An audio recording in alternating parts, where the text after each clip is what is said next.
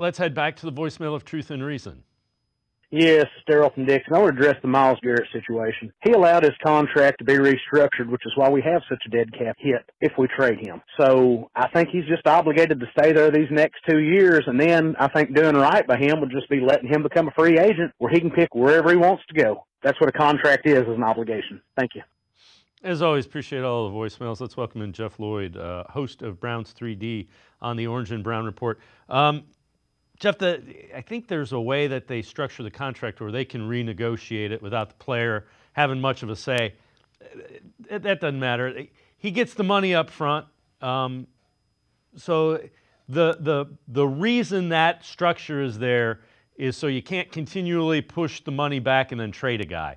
So that's the reason it is set there. Now the Browns don't want to trade him, but restructuring it is what has created the cap hit. And they restructured it because they felt they were in a Super Bowl window, allowed them to go out and sign Dalvin Tomlinson and acquire Jerry Jeudy and then make the contract offer to him.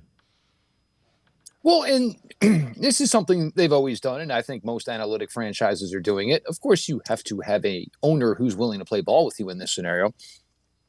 Just like this offseason, the Browns can turn over and find $89 more million in cap space for this upcoming season. And that's before we even know what the 2025 number is. And the theory is yes. So this way you can still be paid like a Super Bowl player, a super, star player, and we can still find a way to put more, top end caliber players on the field as well. Look, there's no doubting that, basically it all backfired 3 years ago with the move they made. None of us are foolish. There's no even hash it anymore. But the Browns, for all intents and purposes, had the perfect escape plan.